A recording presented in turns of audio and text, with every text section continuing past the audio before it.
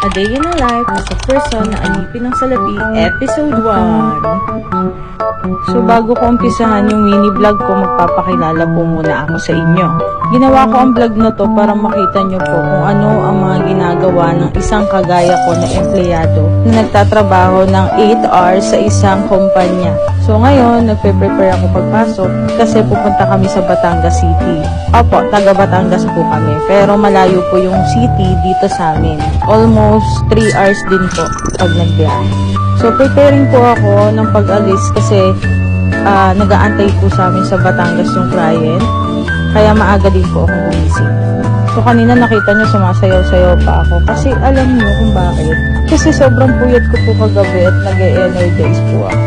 Dahil kailangan maganda yung araw ko ngayon kasi makikipag-meet ako sa client. Kaya nga naman natapos na ang vlog nang hindi ko na ipakilala ang sarili ko. Bali nagtatrabaho po ako sa isang financing company at almost 9 years na ako dito. Kaya naman kabisado ko na yung trabaho ko. Sa mga nakakakilala po sa akin, ang tawag po nila sa akin ay Inol. Pero kahit tawagin nyo na lang po ako akong Merinol. Lagi nyo pong tatandaan na bago tayo umalis ng bahay ay lagi po tayo magdadasal. Kaya naman, thank you Lord. At ayan, sa wakas, kahit puyat ang kapatid ko at tinutoyo, ay ihahatid daw naman niya ako. Oops, doon lang po yung sasakayan kasi may sasakyan po kami papunta sa Batangas City. So, mag-work muna ang inyong Disney Princess. Hi, kuya. Yan ang mga kasama ko.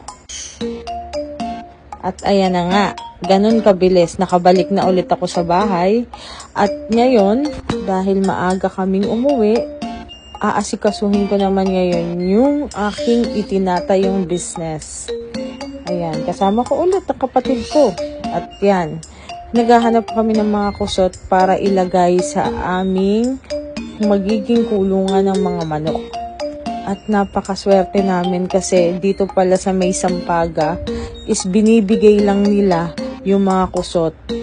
Shoutout po kay kuya, maraming salamat po. 'Di ba? Isang sako din to. Sabi niya anytime pwede daw kaming bumalik basta magdadala lang kami ng sako. Siyempre babalik kami.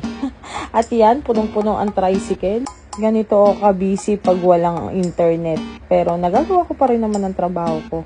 At kaya natin yung pagsabay-sabayan. Bale ito, dito namin ilalagay yung mga binili namin na kusot. Ay, hindi pala yun binili. Binigay pala ni kuya. Salamat ulit kuya. Ito yung kapatid ko, diba? Bigat na bigat yan sa kung ano kasing pinagagagawa ng ate niya. Huwag ka mag-alala, Toy. Tutulungan naman kitang magwalis. Ako na sa pagwawalis, ikaw dyan sa pagbubuhat. Wala naman akong maaambag dyan kasi ako malaki lang katawan ko pero hindi ko kayang magbuhat. At ang galing. Nakaupo nga lang si Loco. Ay, sana matapos na namin to kasi excited na din ako na masimulan tong aming business. Bara ito nga pala yung before niya at ayusin namin to ngayon. At ayan, ang bilis ng transition, patawarin nyo na ako kasi ang hirap din mag-edit pala. Mahirap din pala itong pagbablog na to. Talagang kailangan mong magkaroon ng editing skills para sa paggaganito. Hindi ko din alam kung paano ginagawa ng mga vlogger yung mga ganito, 'di ba? At yan, nilagay na namin ang kusot at kitang-kita na kulang pa. Kaya bukas, babalik ulit kami. At sana matapos na namin para mapadala na dito yung mga manok. Yan, ipapakita ko sa inyo ang itsura. Diba? Ang gulo ko mag-video. Patawad na. Yan lang muna yung nabili namin kasi wala talaga kaming mahanap na malalaking pakainan dito at saka painuman ng tubig ng manok.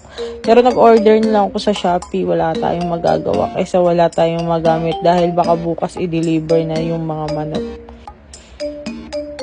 At ito na, finished product. Unti-unti matatapos din. At soon, lahat ng imposible ay pwedeng maging posible. Salamat sa panonood. Till my next vlog. Bye!